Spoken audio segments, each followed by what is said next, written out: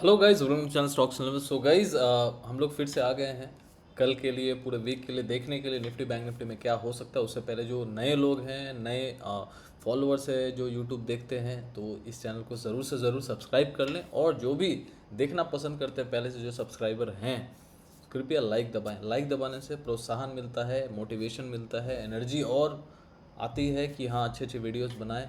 और ये वीकली मैं जो लेके आता हूँ एकदम पूरा एनालिसिस करने के लिए अपने वीडियो के साथ, मैं इसलिए आता हूँ ताकि आपको एक क्या बोलते हैं, वैल्यू ऐड हो आपके लर्निंग में, और मार्केट को आप एनालाइज करना खुद सीखें और आत्मनिर्भर बने इस मार्केट में, कि आपको किसी की ज़रूरत ना पड़े आने वाले टाइम में। क्योंकि अभी यदि सीख लेंगे तो आने वाले साल, 2 साल, 3 साल बाद मार्केट में आप टिक पाएंगे। ठीक है ना। ज़्यादातर लोग क्या होते हैं, नए लोग आते हैं मार्केट में, थोड़े दिन ट्रेड करते हैं या फिर अच्छा कामकाज करते हैं, थोड़ा प्रॉफिट बनाते हैं, फिर उनको लॉस होने लगता है, फिर वो मार्केट को छोड़ देते हैं, क्योंकि वो सीखने का प्रयास नहीं करते।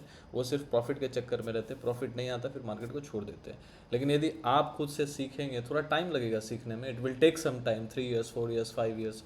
यदि आप धीरे धीरे सीखते रहेंगे, जिसको बोलते हैं निस्वार्थ होके, स्वार्थी होके नहीं, निस्वार्थ होके, कि भाई नहीं, प्रॉफिट और लॉस तो it's a part of trading और इन्वेस्टमेंट, लेकिन यदि मुझे टिकना है, सभी लोग कमाते हैं, जो लोग टिकते हैं, जो लोग सीखते हैं, तो मैं भी यदि सीखूंगा तो कमा पाऊंगा। ठीक है।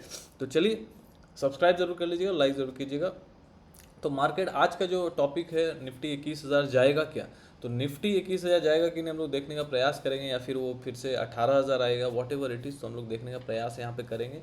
शॉर्ट एंड क्विक वीडियो रखेंगे, ज़्यादा लंबा नहीं करूँगा। तो यहाँ पे निफ्टी का चार्ट लगा हुआ है, और यहाँ पे मैं लगा देता हूँ 20 EMA। तो सबसे पहले तो देखना ज़रूरी है कि निफ्टी जो है 20 EMA के ऊपर है कि नहीं। ऐसे माना जाता है कि 20 EMA को 20 दिनों का जो एवरेज होता है, moving average, EMA, exponential moving average, इसके ऊपर यदि प्राइस ट्रेड कर रहा हो तो मार्केट में जो प्राइस है वो उसमें स्ट्रेंथ होता है, मतलब ट्रेंड जो होता है अप होता है 20 EMA के ऊपर। तो यहाँ पे देखिए 20 EMA के ऊपर तो नहीं है, 20 EMA के नीचे है। तो जब तक 20 EMA के ऊपर यदि मार्केट नहीं आता, क्योंकि देखिए अभी क्या हुआ, मार्केट नीचे आया था, जब मैंने वीडियो बनाया था लास्ट वीक भी बनाया था, मैंने बोला था एक बार के लिए मार्केट यहाँ तक आने का कोशिश करेगा, क्योंकि प्राइस जो है 20 EMA से ज़्यादा दिन तक दूर नहीं रह सकता। तो प्राइस यहाँ तक वापस आ चुका है। ठीक है। तो यहाँ पे जिन लोगों को कमाना होगा या फिर ट्रेड करना होगा, यहाँ तक के लिए ट्रेड कर लेंगे। यहाँ पे अभी ट्रेड करना खतरा है। खतरा क्यों है, क्योंकि यदि यहाँ से मुड़ा तो रिस्क टू रिवॉर्ड क्या हो जाएगा, पूरा उल्टा हो जाएगा। सेलर्स को ज़्यादा पैसा मिल जाएगा यदि घूम घूम फिर के यदि यहाँ तक आ जाएगा ये। लेकिन यदि ये एक रेजिस्टेंस है, मान लीजिए यहाँ पे मैं बाई करता भी हूँ, तो यहाँ से यहाँ तक गया भी, मान लीजिए कितना पॉइंट्स है, 20 EMA को यदि एग्जैक्टली छूने जाता है, तो कुछ हम लोग 19,230 पे बंद किए, और यहाँ से यदि 20 EMA को टच करने भी जाएगा तो 99 पॉइंट्स है। तो यहाँ तक के लिए इंट्राडे कल प्ले किया जा सकता है, यदि हम लोग यहाँ पे इंट्राडे प्ले करते हो। सबसे पहले यहाँ पे मैं कोई बाई सेल रिकमेंड नहीं करने आता, because I am not SEBI registered, और मैं यहाँ पे सिर्फ लर्निंग पर्पज़ के लिए आता हूँ, वीडियो बनाता हूँ ताकि आप लोग टेक्निकल एनालिसिस को सीखें, निफ्टी बैंक निफ्टी को कैसे एनालिसिस करना चाहिए।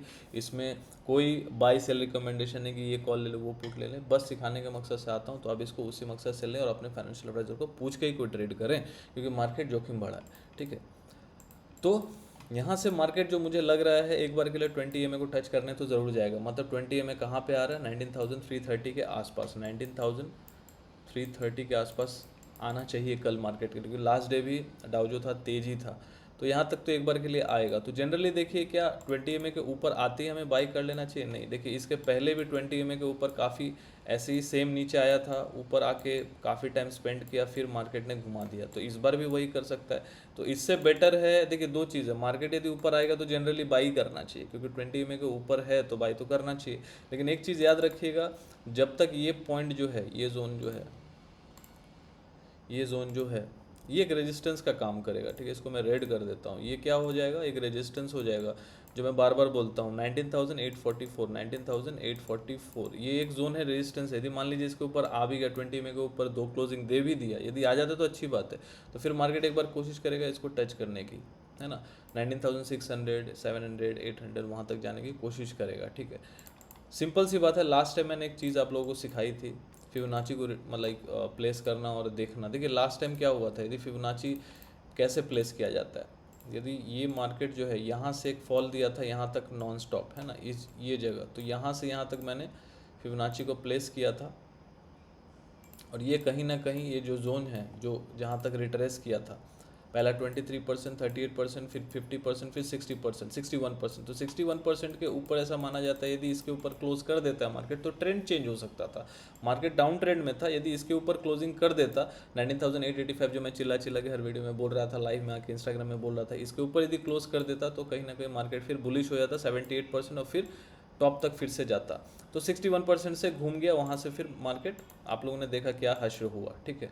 तो फिर उसी तरीके से अभी भी सेम चीज़ देखेंगे कि यदि मैं इस जगह से लेता हूँ, ये पॉइंट से लेके ये पॉइंट तक यदि मैं रिट्रेसमेंट देखता हूँ, इसको मैं एक कंसिडर कर रहा हूँ कि एक वन वे फॉल हुआ है, क्योंकि इसके बीच में कोई स्विंग नहीं है, इसके बीच में कोई स्विंग नहीं है, ठीक है।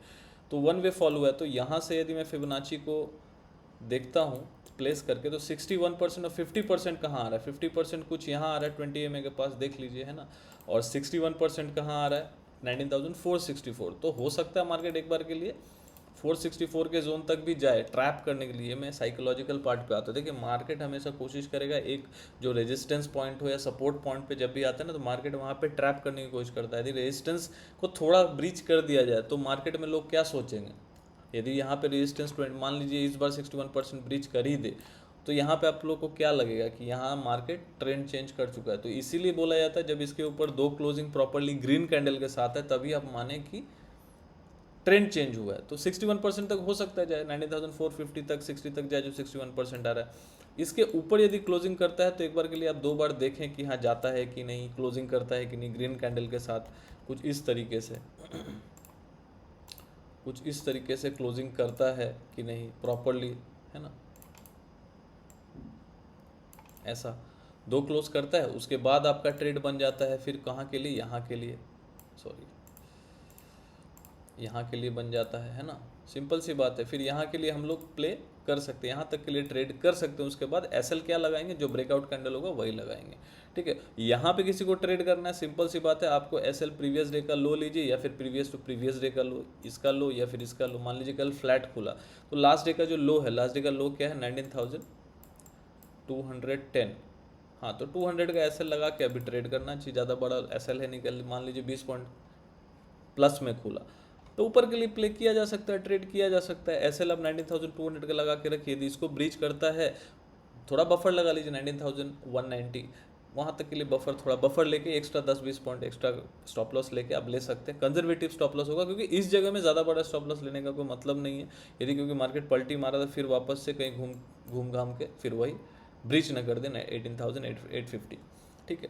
तो जनरली हम लोग टेक्निकल यहाँ पे देखेंगे। बाजार माहौल तो खराब ही, बार वार का सिचुएशन चल रहा है, कब क्या चीज़ एक्सक्लेट हो जाए कुछ किसी को कुछ पता नहीं है। और ज़्यादा बड़ा पोजीशन बनाना भी नहीं चाहिए, और जो भी पोजीशन बनाना चाहिए कॉल पुट के माध्यम से ही बनाना चाहिए, हेज करके बनाना चाहिए, नेकेड भी नहीं जाना चाहिए। यदि आप कॉल पुट में काम करते भी हो उसके उसके जिसको बोलते हैं ना option is a zero sum game, उसमें आपका जीरो हो सकता है पूरा कैपिटल। तो उसी हिसाब से कम मान लीजिए आपके पास यदि 1 लाख रुपया, तो आप 10,000 15,000 से ज़्यादा डिप्लॉय ना करें। तो उस तरीके से यदि करना भी है तो हेज करके करें, बेयर स्प्रेड बुल स्प्रेड बना के करें, वर्टिकल स्प्रेड बना के करें, फ्यूचर का ऑप्शन के साथ हेज करके करें, कभी भी नेकेड ना जाए, ये मेरा सलाह होगा, बाकी आपकी मर्जी है, ठीक है। तो ये लेवल्स जो है, तो इस तरीके से यदि मार्केट देखिए एक बार के लिए यदि इसके ऊपर चलने लगता है और 19,850 के ऊपर यदि क्लोजिंग कर दिया ना, यदि 61% के ऊपर चलने लगा और इसके ऊपर क्लोज कर दिया, तब हम लोग 20,500 21,000 का सपना देख सकते हैं, लेकिन उसके पहले नहीं, ठीक है। चलिए चलते हैं बैंक निफ्टी के पास। बैंक निफ्टी में भी सेम सिनारियो है, और बैंक निफ्टी भी ऑलमोस्ट एक रेजिस्टेंस के 20 EMA के पास ऑलमोस्ट आ चुका है। हो सकता है इसके ऊपर भी एक बार जाने की कोशिश करे, पहले भी देखिए जाने का कोशिश किया था, फिर वहाँ से फेल हो गया था। तो यहाँ पे इसको टेकन फॉर ग्रांटेड भी नहीं ले सकते, और ये भी नहीं सोच सकते कि ऊपर जाएगा तो फिर वो चेंज नहीं हो सकता। फिर यदि इसके ऊपर जाएगा तो यहाँ तक भी आ सकता है, 44,500 तक भी आ सकता है, ये कोई बड़ी बात नहीं होगी। लेकिन ये एक इम्पॉर्टेंट जोन है जिसको मार्केट ने, जो सेलर लोग जो है वहाँ से हावी हुए थे, तो ये जोन को अपने को भूलना नहीं। जब तक इसके ऊपर ना चले, ये जोन के ऊपर 44,750 इसके ऊपर जब तक हम लोग दो क्लोजिंग ना आए, मान लीजिए इसके ऊपर क्लोज कर गया, तो इसके एसएल के साथ लास्ट डे का एसएल क्या है, 43,200 43,220 43,220 का एसएल हम लोग अभी एकदम इसको रेस्पेक्ट देंगे। यदि बाई साइड में जा रहे हैं इसको भूलना नहीं है, नोट डाउन कर लीजिए।